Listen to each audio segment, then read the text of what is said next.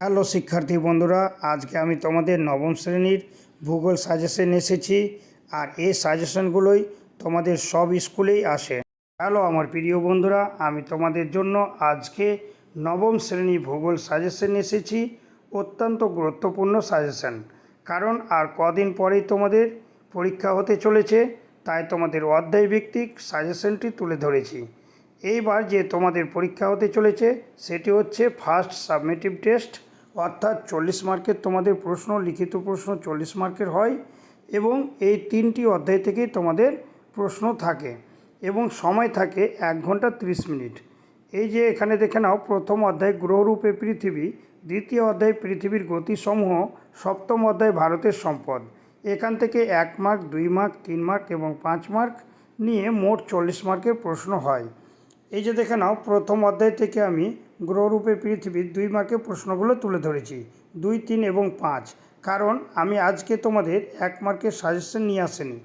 আর যদি তোমাদের 1 মার্কের সাজেশনের প্রয়োজন থাকে অবশ্যই আমাকে কমেন্টে জানিও, আমি অবশ্যই তোমাদের এর পরের ভিডিওয় 1 মার্কের সাজেশন দেব। আর একটা কথা বলে রাখি, তোমরা যদি আমার চ্যানেলে নতুন হয়ে থাকো অবশ্যই সাবস্ক্রাইব করে পাশে থাকা বেল আইকনটিকে প্রেস করে নোটিফিকেশন অল করে দিও, যাতে এর পরের ভিডিওগুলো পেতে তোমাদের সুবিধে হয়। আর তোমাদের এরপরে কী বিষয়ে সাজেশনের প্রয়োজন অবশ্যই আমাকে কমেন্টে জানিও। তোমাদের হাতে যেহেতু খুব কম সময়, তাই আমি তোমাদের বলবো তোমরা স্টার ওয়াইজ প্রশ্নগুলো দেখে নিও এবং সিরিয়াল ওয়াইজ। আর তোমরা চাইলে স্ক্রিনশট নিয়ে নিতে পারো, কারণ বারবার ভিডিওটি দেখার প্রয়োজন হবে না। আর নোটবুক নিয়ে বসে যাও এবং টিক আউট করে নাও, আর এই প্রশ্নগুলোকেই বারবার পড়ো। এর বাইরে আশা করি একটিও প্রশ্ন আসবে না। তোমাদের স্কুল থেকে স্যারেরা যেগুলোই প্রশ্ন দিয়ে থাকেন না কেন, আশা করি এর বাইরে কোনো স্কুলেই প্রশ্ন হবে না। এই যে দেখে নাও, 2 মার্কের প্রশ্ন। জিওয়েড কী, দিগন্ত রেখা কী, বেডফোর্ড লেভেল পরীক্ষা সম্পর্কে আলোচনা করো, কুলিন গ্রহ ও বামন গ্রহ কী, পৃথিবীকে নীল গ্রহ বলা হয় কেন, ছায়াপথ বা গ্যালাক্সি কাকে বলে, জিপিএস রিসিভার থেকে কি কি তথ্য পাওয়া যায়, ইউরেনাসাসকে সবুজ গ্রহ বলা হয় কেন, শনি গ্রহকে বলয় গ্রহ বলা হয় কেন। তোমরা চাইলে স্ক্রিনশট নিয়ে নিতে পারো। আশা করি এর বাইরে একটিও প্রশ্ন আসবে না এই অধ্যায় থেকে 2 মার্কের। 3 মার্কের প্রশ্ন, মাত্র 3টি প্রশ্ন দিয়ে রেখেছি।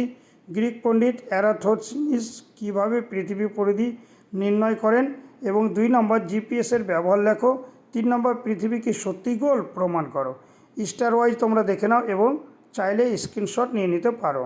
5 মার্কের প্রশ্ন, এই অধ্যায় থেকে একটি মাত্র 5 মার্কের প্রশ্ন তুলে ধরেছি এবং এই প্রশ্নটি 100% গুরুত্বপূর্ণ। আমি আশা করি এই অধ্যায় থেকে যদি 5 মার্কের প্রশ্ন হয় তাহলে এই প্রশ্নটি দেওয়ানো থাকবে, তাই তোমরা খুব ভালো করে এই প্রশ্নটি দেখে নাও। 5 মার্কের প্রশ্ন, পৃথিবীর গোলাকার আকৃতির প্রমাণগুলি চিত্রসহ আলোচনা করো। এই প্রশ্নটি 3 মার্কেরও অনেক সময় আসে, তাই তোমরা খুব ভালো করে এই প্রশ্নটি করে নাও।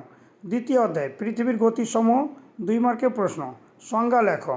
কোরিওলিসিস বল, নক্ষত্রের দিন ও সৌরদিন, অধিবর্ষ, ছায়াবৃত্ত, উষা ও গোধূলি। এই যে দেখে নাও, উষা ও গোধূলি 3 স্টার দিয়ে রেখেছি। 2 দাগের প্রশ্ন, নিশীথ সূর্য দেশ বলতে কী বুঝো, ফেরেলের সূত্র কী। ফেরেলের সূত্রটি প্রচুর ইম্পর্টেন্ট, তাই 4 স্টার দিয়ে রেখেছি। 3 দাগের প্রশ্ন, পৃথিবীর সর্বত্র আবর্তন বেগ সমান নয় কেন, এবং 4 দাগের প্রশ্ন, কর্কট সংক্রান্তি কী, মকর সংক্রান্তি কী, পৃথিবীর আবর্তন কী, রবি মার্ক কী। এই যে দেখো, রবি মার্কটা কিন্তু আমি 5 স্টার দিয়ে রেখেছি, আর এই প্রশ্নটি অত্যাধিক গুরুত্বপূর্ণ। এবার চলে এসো 5 দাগের প্রশ্ন, সূর্যের আপাত দৈনিক গতি কাকে বলে, 3 স্টার। আর 6 দাগের প্রশ্ন, বিজ্ঞানীরা ডিসেম্বর মাসে আটলান্টিকা অভিযানে যান কেন। এই কটা প্রশ্ন দিয়ে রেখেছি দ্বিতীয় অধ্যায় থেকে, তোমরা চাইলে স্ক্রিনশট নিয়ে নিতে পারো। আর 3 মার্কের প্রশ্ন, মাত্র এখানেও 3টি প্রশ্ন তুলে ধরেছি।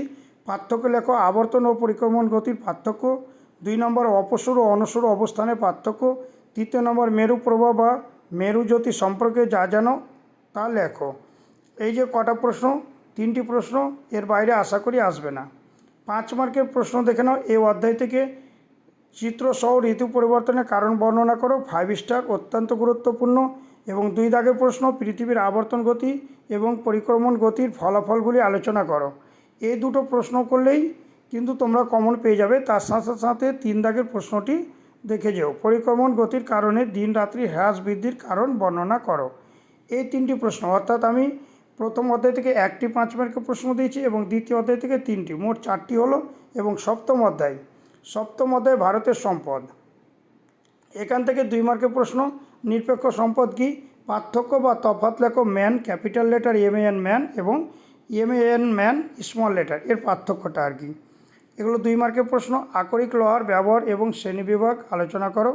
আর 4 দাগের প্রশ্ন, পিগ আয়রন কি, কয়লার বিভিন্ন উপজাত দ্রব্যগুলির নাম লেখো। 2 স্টার। এবং 5 দাগের প্রশ্ন, কোক কয়লা কি, কয়লাকে কালো হিরে বলা হয় কেন। 5 স্টার। 6 দাগের প্রশ্ন, জলবিদ্যুৎ, সৌরশক্তি এবং পারমাণবিক বিদ্যুৎ কি, এর 2টি করে সুবিধা অসুবিধা লেখো। অনেক সময় সংজ্ঞা পড়ে, অনেক সময় আবার সুবিধা অসুবিধা আসে। 7 দাগের প্রশ্ন, যে কোনো 3টি অচিরাচরিত শক্তির উৎস সম্পর্কে আলোচনা করো। এবং 8 দাগের প্রশ্ন, জলবিদ্যুৎকে সাদা কয়লা বলার কারণ কি।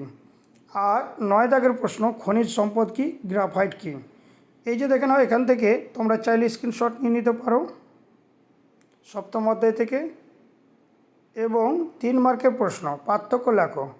পুনর্ভব ও অপুনর্ভব সম্পদ, আর 3 স্টার দেওয়ানো আছে। এবং 2 নম্বর, প্রচলিত অপ্রচলিত শক্তি, 3 স্টার।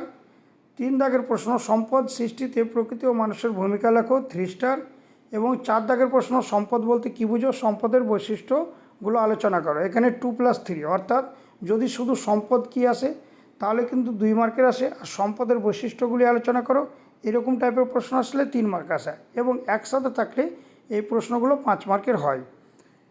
এই যে 5 দাগের প্রশ্ন, সম্পদ সংরক্ষণ বলতে কী বুঝো, সম্পদ সংরক্ষণের পদ্ধতিগুলি আলোচনা করো, 2+3। এই যে তোমরা চাইলে স্ক্রিনশট নিয়ে নিতে পারো। এবং 5 মার্কের প্রশ্ন, ভারতের জলবিদ্যুৎ উৎপাদনের অনুকূল ভৌগোলিক পরিবেশ সম্পর্কে আলোচনা করো, অত্যন্ত গুরুত্বপূর্ণ এবং 5 স্টার। আমি আশা করি এই প্রশ্নটি হয়তো তোমাদের পরীক্ষায় দেওয়ানোই আছে। এবং দ্বিতীয় অর্থাৎ 2 দাগের প্রশ্ন, দক্ষিণ ভারতের নদীগুলির জলবিদ্যুৎ উৎপাদনের পক্ষে অনুকূল হওয়ার কারণগুলি আলোচনা করো, এটাও কিন্তু 5 স্টার। তার সাথে সাথে আরও একটি প্রশ্ন তোমরা দেখে যেতে পারো, পূর্ব ভারতে অধিকাংশ তাপবিদ্যুৎ কেন্দ্রগুলি গড়ে ওঠার কারণগুলি আলোচনা করে। এই যে দেখো 3টি প্রশ্ন দিয়ে রেখেছি, এই 3টির বাইরে একটিও প্রশ্ন আসবে না, সেই ওয়েস্ট বেঙ্গলের যে কোনো স্কুল হোক না কেন। তোমরা চাইলে প্রথম থেকে আরও একবার দেখে নিতে পারো। এই যে দেখে নাও 2 মার্কের প্রথম অধ্যায় থেকে স্ক্রিনশট করে নাও, 3 মার্কের স্ক্রিনশট করে নাও, 5 একটি মাত্র প্রশ্ন দিয়ে রেখেছি। দেখো আমি তোমাদের খুব কম করে প্রশ্ন তুলে ধরে রেখেছি, কারণ তোমাদের হাতে খুব কম সময়। অনেকেই সময়ের কারণে অথবা পড়াশোনা ঠিকঠাক না করার জন্য অনেকেই কিন্তু পড়াশোনা ঠিকঠাক করতে পারোনি। তাদের জন্য অর্থাৎ তাদের উদ্দেশ্যে এই ভিডিওটি কিন্তু খুব গুরুত্বপূর্ণ, কিন্তু কম প্রশ্ন করেই কিন্তু তোমাদের বাজিমাত। আর অনেক ছাত্র থাকে যে ভূগোল সিলেবাসটা বুঝতে অনেকের অসুবিধে হয়। দ্বিতীয় অধ্যায় থেকে দেখে নাও। আর 3 মার্ক, 5 মার্কের 3টি প্রশ্ন দিয়ে রেখেছি। এবং সপ্তম অধ্যায় থেকে দেখে নাও 2 মার্কের 3 এবং 5 মার্কের। কারণ ভূগোল সিলেবাসটা বুঝতে অনেকেরই অনেকটা অসুবিধে হয়। আর এর সাথে সাথে কিন্তু ম্যাপ পয়েন্টিংও থাকে। তোমাদের যদি ম্যাপ পয়েন্টিং বোঝার অসুবিধা হয় অথবা বুঝতে অসুবিধা হয়, তোমরা অবশ্যই আমাকে কমেন্টে জানিও, আমি তোমাদের এর পরে ভিডিও অবশ্যই দেব। আর তোমাদের পরীক্ষা কেমন হবে অবশ্যই আমাকে কমেন্টে জানিও। ভালো থেকো, বেস্ট অফ লাক।